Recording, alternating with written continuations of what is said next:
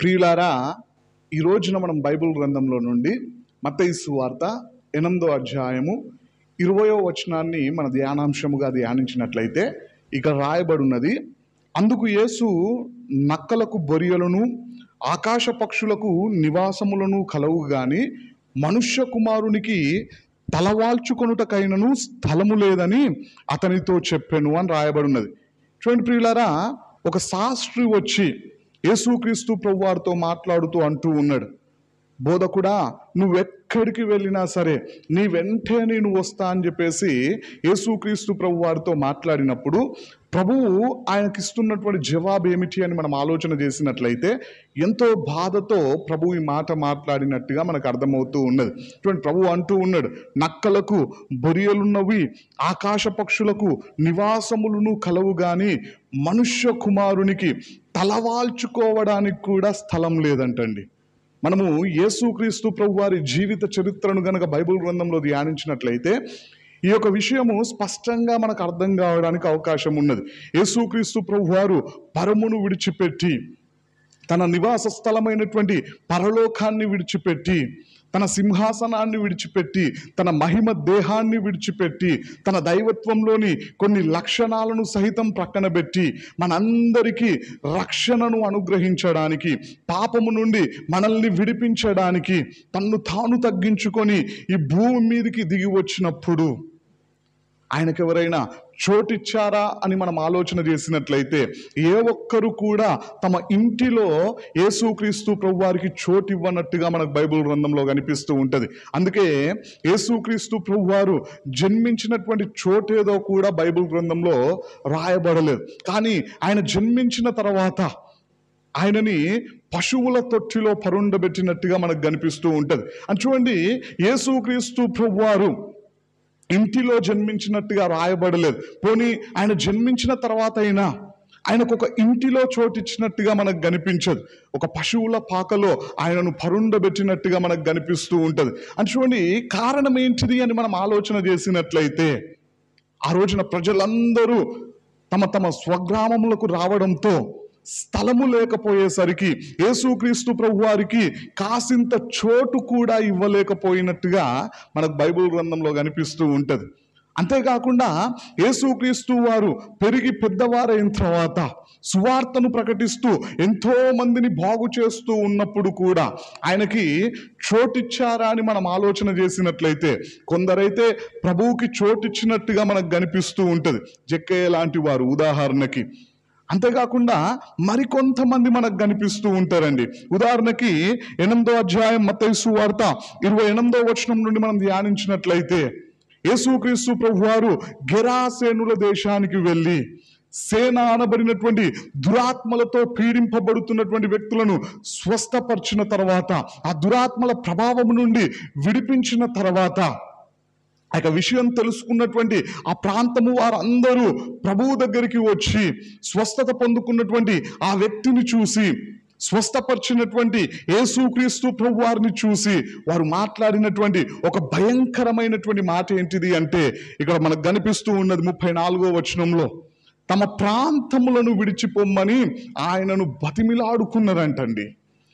మా ఇంటిలోనికి రండయ్యా, మా ప్రాంతానికి రండయ్యా అని చెప్పేసి యేసుక్రీస్తు ప్రభువారిని పిలవడానికి బదులుగా, ఎందుకంటే ఆ దురాత్మల చేత పీడింపబడుతున్నటువంటి వ్యక్తులు ఆ ప్రాంతపు వారిని భయంకరంగా రాళ్ళు తీసుకొని కొట్టినట్టుగా, ఎవరు కనిపించకపోతే తమ్మును తామే గాయపరుచుకున్నట్టుగా మనకు బైబిల్ గ్రంథంలో కనిపిస్తూ ఉంటుంది. వారు ఉగ్రులై ఉన్నందున ఎవరు కూడా వారు ఉన్నటువంటి మార్గంలో వెళ్ళలేకపోయినట్టుగా బైబిల్ గ్రంథంలో మనకు కనిపిస్తూ ఉంటుంది. అంతేకాకుండా వారు బట్టలు కూడా సరిగ్గా వేసుకోలేదంట. కానీ స్వస్థత పొందుకున్న తర్వాత వస్త్రములు ధరించి మౌనముగా యేసుక్రీస్తు ప్రభువారి దగ్గర కూర్చొని ఉండడం చూసినటువంటి ప్రజలు, అయ్యో ఇన్ని రోజులు ఈ వ్యక్తే కదా మమ్మల్ని బాధించింది, లేదా మాకు ఇబ్బందికరంగా ఉన్నది ఈ వ్యక్తే కదా, ఇప్పుడు ఆ దురాత్మల ప్రభావం నుండి విడుదల పొందుకున్నాడు, విడుదలనిచ్చినటువంటి దేవుడు ఈయననే అని చెప్పేసి యేసుక్రీస్తు ప్రభువారిని ఆరాధించడానికి బదులుగా, యేసుక్రీస్తు ప్రభువారిని తమ గృహములలోనికి ఆహ్వానించడానికి బదులుగా వారు మాట్లాడుతూ ఉన్నటువంటి ఒక భయంకరమైనటువంటి మాట ఏంటిదంటే మా ప్రాంతాన్నే విడిచిపెట్టి పొమ్మన్నారంట. చూడండి, వారు ఎంత మూర్ఖంగా ప్రవర్తిస్తూ ఉన్నారు, ఎంత మూర్ఖంగా మాట్లాడుతూ ఉన్నారో మనం అర్థం చేసుకోవచ్చు. చూడండి ప్రియులారా, ఈ రోజున కూడా చాలా మంది యేసుక్రీస్తు ప్రభువారికి చోటు ఇవ్వలేకపోతూ ఉన్నారండి. ఈ రోజున ప్రభువు ఎక్కడుండాలని ఆశపడుతూ ఉన్నాడు అని మనం ఆలోచన చేసినట్లయితే, కొరింథీయులకు రాసినటువంటి మొదటి పత్రిక 3వ అధ్యాయం 16వ వచనంలో రాయబడి ఉంటుంది, మీరు దేవుని ఆలయమై ఉన్నారనియు దేవుని ఆత్మ మీలో నివసించుచున్నాడనియు మీరెరుగరా అని చెప్పేసి అపోస్తలుడైనటువంటి పౌలు భక్తుని ద్వారా దేవుడు ఆ రోజున కొరింథీలో ఉన్నటువంటి సంఘాన్ని, పరిశుద్ధాత్మ దేవుడు ఈ రోజున మనందరినీ ప్రశ్నిస్తూ ఉన్నాడు. యేసుక్రీస్తు ప్రభువారు మన హృదయంలో ఉండాలని ఆశపడుతూ ఉన్నాడు, మనతో కలిసి ఉండాలని ఆశపడుతూ ఉన్నాడు, మన బ్రతుకును మార్చాలని ఆశపడుతూ ఉన్నాడు, మనల్ని ఉన్నతమైనటువంటి స్థలములలోనికి ఎక్కించాలని ఆశపడుతూ ఉన్నాడు, మనల్ని దీవించాలని ఆశపడుతూ ఉన్నాడు, మనల్ని సరి అయినటువంటి మార్గంలో నడిపించాలని ఆశపడుతూ ఉన్నాడు, మనందరినీ పరలోకానికి సిద్ధపరచాలని ఆశపడుతూ ఉన్నాడు.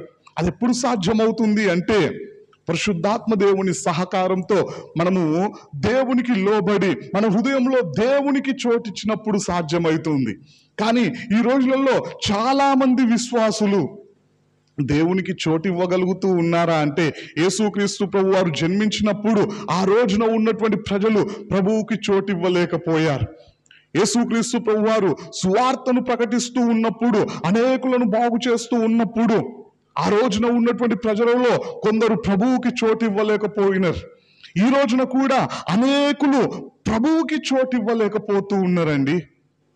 చూడండి, కారణం ఏంటిది అని మనం ఆలోచన చేసినట్లయితే, తమ హృదయాలలో దేవునికి విరోధమైనటువంటి క్రియలన్నింటి చేత లేదా వ్యర్థమైన వాటన్నింటి చేత తమ హృదయములను నింపుకొని ప్రభువుకి చోటు ఇవ్వకుండా జీవిస్తూ ఉన్నారు. ప్రభువు అయితే మాట్లాడుతూ ఉన్నాడు, మనమే దేవుని ఆలయమై ఉన్నామంట, దేవుని ఆత్మ మనలోనే నివసించాలని ఆశపడుతూ ఉన్నారంట.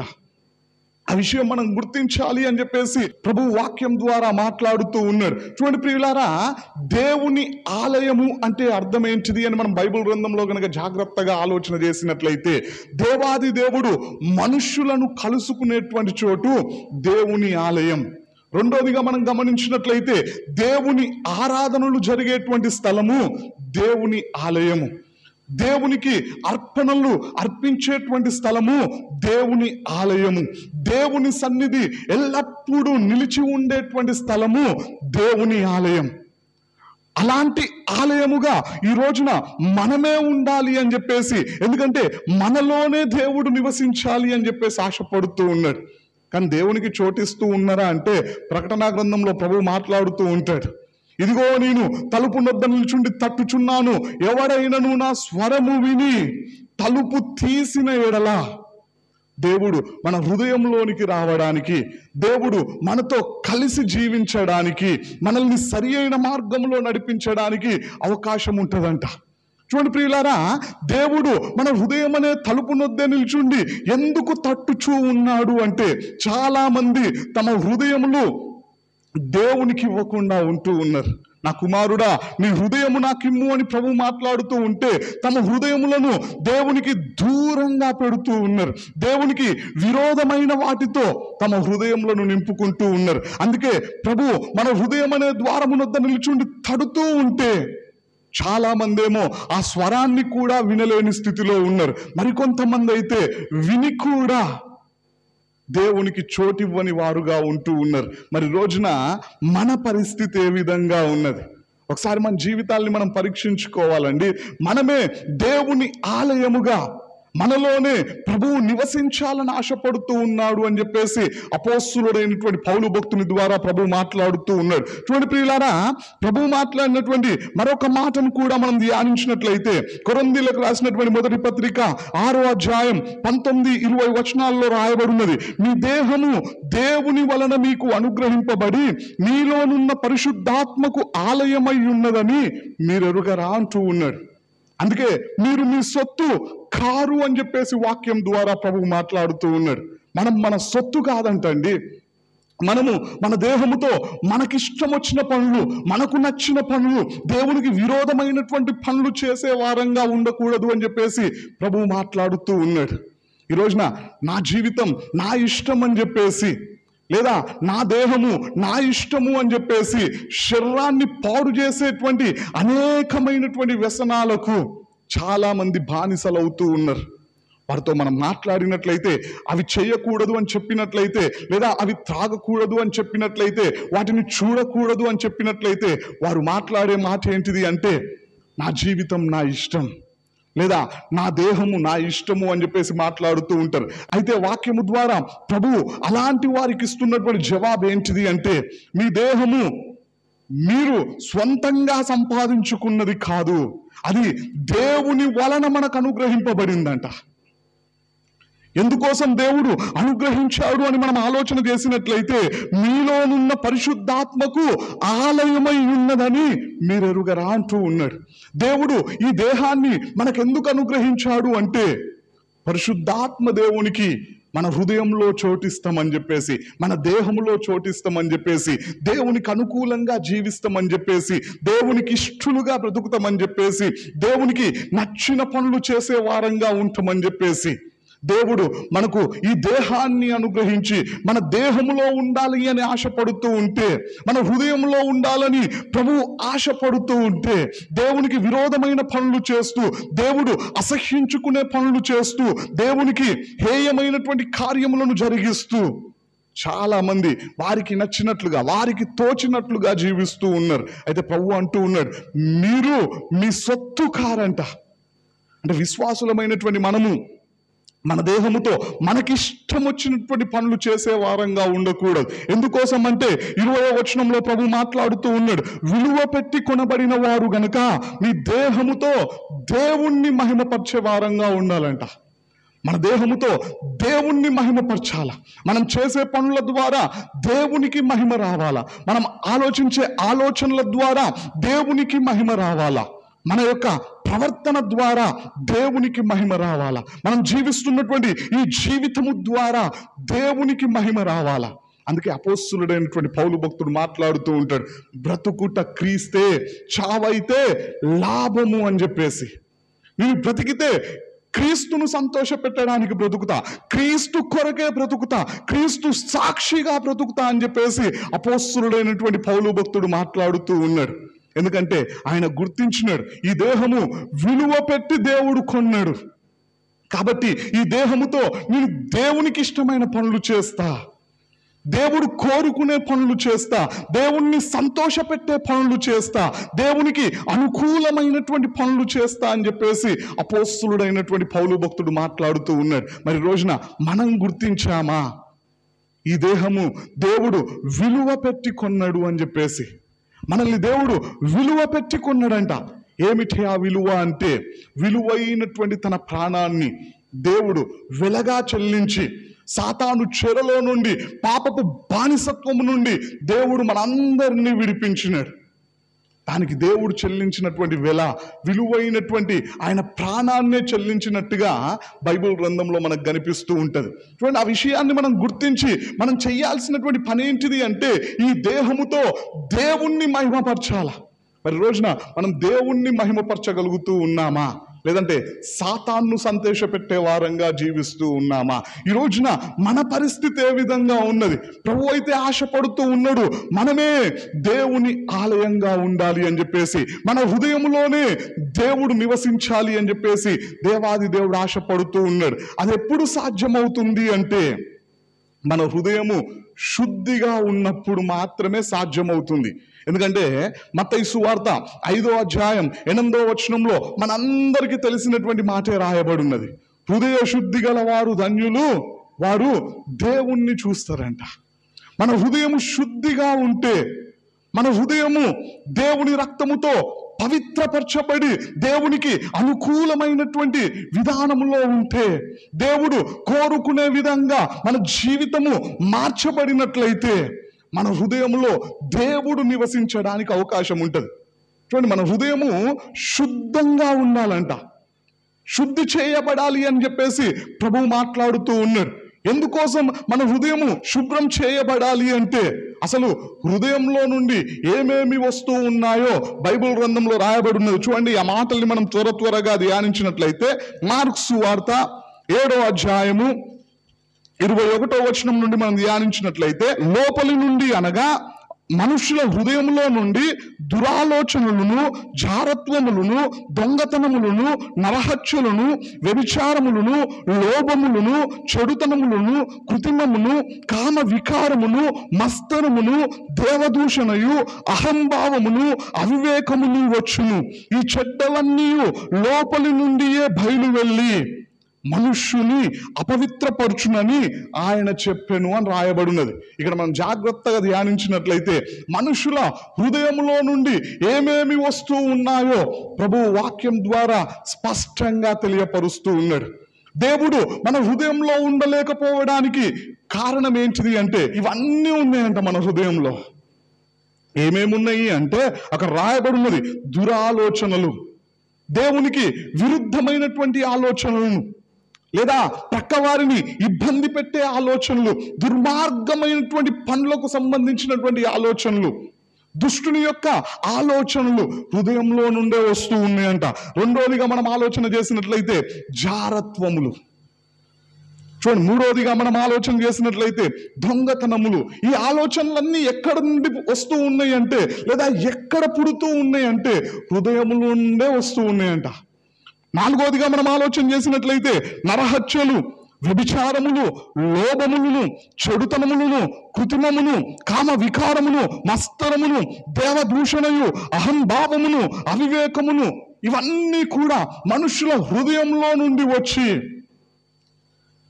దేవుని బిడ్డలను సైతం అపవిత్రపరుస్తూ ఉన్నాయి. అందుకే వాక్యం ద్వారా ప్రభు మాట్లాడుతూ ఉన్నాడు, ఇవన్నీ హృదయంలో ఉంటూ ఉన్నాయి కాబట్టి, ఇవన్నీ హృదయంలో నుండే వస్తూ ఉన్నాయి కాబట్టి ప్రతి ఒక్కరి హృదయం కూడా శుద్ధి చేయబడాలి, వీటన్నింటి నుండి వేరైపోవాలి. ఇవి మన హృదయంలో నుండి బయటికి వెళ్తేనే దేవాది దేవుడు మన హృదయంలోనికి రావడానికి అవకాశం ఉంటుంది. వీటిలో ఏ ఒక్కటి మన హృదయంలో ఉన్నా, వీటిలో ఏ ఒక్క ఆలోచన మన హృదయంలో ఇంకా మెదులుతూ ఉన్నా దేవుడు మన హృదయంలోనికి రావడానికి అవకాశం ఉండదు. అంటే ఇంకా మనము అపవాది సంబంధులమే అని గుర్తించాల. మరి రోజున మన హృదయంలో దేవునికి చోటిచ్చామా అండి? చూడండి, యేసుక్రీస్తు ప్రభువారు ఈ లోకంలో జన్మించినప్పుడు ఆ రోజున ఉన్నటువంటి ప్రజలు ప్రభువుకి చోటు ఇవ్వలేకపోయారు అంటే వారిని మనం అవివేకులతో పోలుస్తూ ఉంటాం. ఎంత దుర్మార్గులు అని చెప్పేసి వారి గురించి మనం మాట్లాడుతూ ఉంటాం. రెండోదిగా ప్రభు ఈ లోకంలో జీవిస్తున్నటువంటి రోజులలో ఎంతో మందిని బాగు చేస్తూ ఉంటే, ఎంతో మందిని స్వస్థపరుస్తూ ఉంటే, స్వస్థత పొందుకున్న వారు సైతం ప్రభువుకి చోటు ఇవ్వలేకపోయారు అని మనం తెలుసుకున్నప్పుడు లేదా విన్నప్పుడు, ఎగ్జాంపుల్గా ఆ గెరాసేనుల ప్రాంతపు వారిని మనం ఆలోచన చేసినట్లయితే వారిని మూర్ఖులతో పోలుస్తూ ఉంటాం. ఎందుకంటే దేవుని ద్వారా మేలును పొందుకొని కూడా ప్రభువుని వెళ్ళిపోమని చెప్పినారు, దేవునికి చోటు ఇవ్వలేదు వాళ్ళు.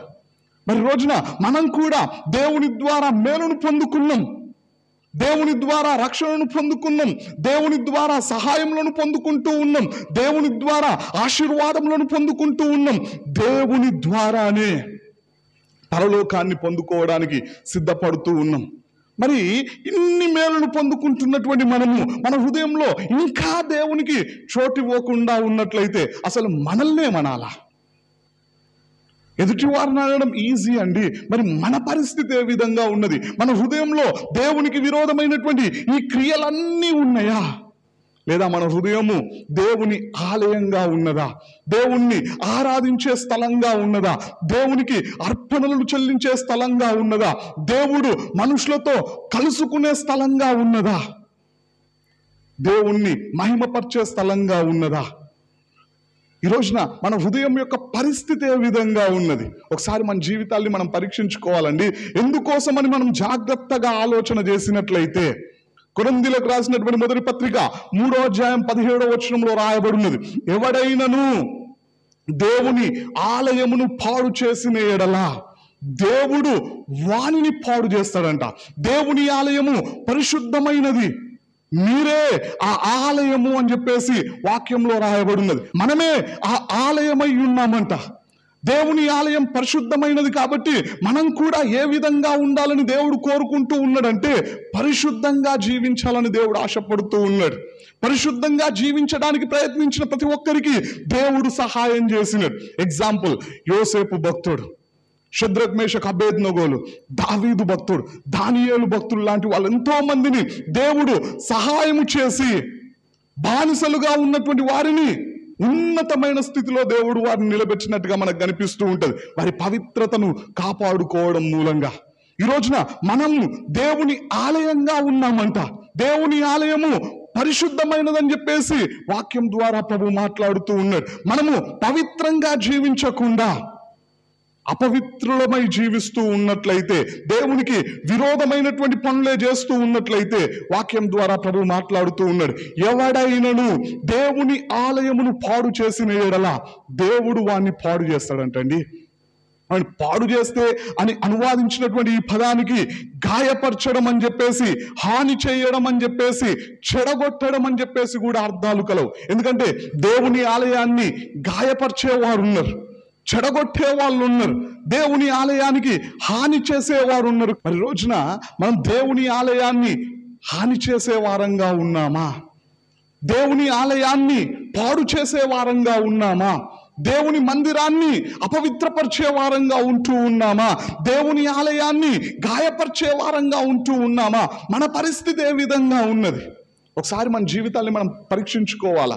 మనం ఒకవేళ ఆ విధంగా ఉన్నట్లయితే, మన పవిత్రతను కాపాడుకొనకుండా జీవిస్తూ ఉన్నట్లయితే, దేవునికి మన హృదయంలో చోటివ్వకుండా ఉంటూ ఉన్నట్లయితే, వాక్యం ద్వారా ప్రభువు హెచ్చరిస్తూ ఉన్నాడు, ఎవరైనా సరే దేవుని ఆలయాన్ని పాడు చేస్తే దేవుడు వాడిని పాడు చేస్తాడంట. దేవుడే పాడు చేస్తే ఇంకా బాగు చేసే వాళ్ళు ఎవరో మనం ఆలోచించాల. భూమి మీద ఉన్న మనుషులందరూ ఒకటైనా, దురాత్మల సమూహం అంతా ఒకటైనా ఆ వ్యక్తిని బాగు చేయలేరు. దయ్యాలకైతే బాగు చేసే ఆలోచనే ఉండదు, ఇంకా పాడు చేయడానికే ప్రయత్నం చేస్తాయి. మరి రోజున మన పరిస్థితి ఏ విధంగా ఉన్నది? దేవుడు మనకు మేలు చేసే విధంగా మనం బ్రతుకుతూ ఉన్నామా? దేవుని దగ్గర నుండి కీడును పొందుకునే వారంగా ఉంటూ ఉన్నామా? దేవుడు మనల్ని మెచ్చుకునే గుంపులో ఉన్నామా? దేవుడు మనల్ని మరి శిక్షించే గుంపులో ఉన్నామా? దేవుడు మనల్ని పరలోకానికి చేర్చే గుంపులో ఉన్నామా? లేదంటే నరకంలో పడేసే గుంపులో ఉన్నామా? ఈ రోజున మన పరిస్థితి ఏ విధంగా ఉన్నది? ఆలయాన్ని పాడు చేసే వారంగా ఉన్నామా? లేదంటే పవిత్రతను కాపాడుకునే వారంగా, దేవునికి చోటిచ్చే వారంగా ఉంటూ ఉన్నామా? బైబిల్ గ్రంథంలో మనం జాగ్రత్తగా ఆలోచన చేసినట్లయితే, యేసుక్రీస్తు ప్రభువారు ఈ భూమి మీదకి దిగి వచ్చిన తర్వాత, ఈ లోకంలో జన్మించిన తర్వాత, ఆయన జీవిస్తున్నటువంటి ఆ సమయంలో అందరి ఎడల తన ప్రేమను చూపించినాడు, తన కరుణను చూపించినాడు, తన జాలిని చూపించినాడు. ఎంతో మందిని బాగు చేసినట్లుగా, ఎన్నో మైళ్ళు ప్రయాణించినట్టుగా మనకు కనిపిస్తూ ఉంటది. ఆయన కోప్పడినటువంటి సందర్భాలు చాలా తక్కువ సందర్భాలలో ఆయన కోపాన్ని మనం చూస్తూ ఉంటాం. చూడండి, ఆయన కోపగించుకున్నటువంటి సందర్భాలలో ఒక సందర్భం ఎప్పుడు అని మనం ఆలోచన చేసినట్లయితే ఆ వాక్యాన్ని ధ్యానించి మనం ముగించుకుందాం. చూడండి, మత్తయి సువార్త 21వ అధ్యాయము 12-13 వచనాలని మనం ధ్యానించినట్లయితే అక్కడ రాయబడినది, యేసు దేవాలయంలో ప్రవేశించి క్రయ విక్రయములు చేయు వారిని అందరినీ వెళ్ళగొట్టి, రూకలు మార్చువారి బల్లలను, గువ్వలమ్ము వారి పీఠములను పడద్రోసి, నా మందిరము ప్రార్థనా మందిరమబడును అని రాయబడి ఉన్నది. అయితే మీరు దానిని దొంగల గుహగా చేసడి వారనెను అని రాయబడి ఉన్నది.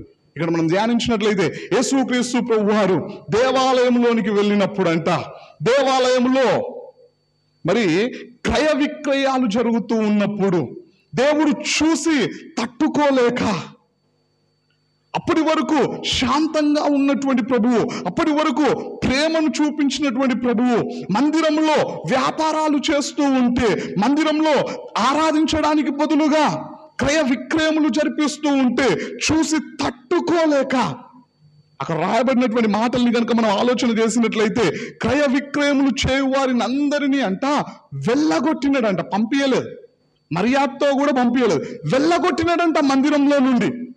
అంటే ప్రభువుకి ఎంత కోపం వచ్చిందో మనం అర్థం చేసుకోవచ్చు. రెండోదిగా, రూకలు మార్చు వారి బల్లలను, గువ్వలను వారి పీఠములను పడద్రోసినాడంట, కిందికి పడేసినాడంట. తీసుకొని వెళ్ళండి అయ్యా అని చెప్పలే, ఎక్కడక్కడ పడేసి అక్కడ ఉన్నటువంటి క్రయ విక్రయములు చేస్తున్నటువంటి వారందరినీ వెళ్ళగొట్టి వారితో మాట్లాడుతూ ఉన్నాడు. నా మందిరము ప్రార్థనా మందిరం అనబడును అని రాయబడినది, అయితే మీరు దానిని దొంగల గుహగా చేసడి వారు అని చెప్పేసి దేవుడు వారిని గద్దించినట్లుగా, దేవుడు వారి మీద కోపగించుకున్నట్లుగా మనకు కనిపిస్తూ ఉన్నది. కారణం ఏంటిది అంటే, దేవుని మందిరాన్ని పాడు చేస్తే, దేవుని మందిరంలో చేయకూడని పనులు చేస్తే, ప్రేమను చూపించడానికి వచ్చినప్పుడే దేవుడు ఊరుకోలేదు. ఇప్పుడు రాబోతూ ఉన్నది శిక్షను విధించడానికి, తన బిడ్డలను పరలోకానికి చేర్చుకోవడానికి రాబోతూ ఉన్నాడు. మరి ఇప్పుడు దేవుని ఆలయమైనటువంటి మనలను మనమే పాడు చేసుకుంటే, దేవునికి మన హృదయాల్లో చోటివ్వకుండా, దేవునికి విరుద్ధమైన వాటన్నిటితో నింపబడి ఇంకా దేవునికి విరోధమైన పనులే మనం చేస్తూ ఉన్నట్లయితే దేవుడు ఊరుకుంటాడా?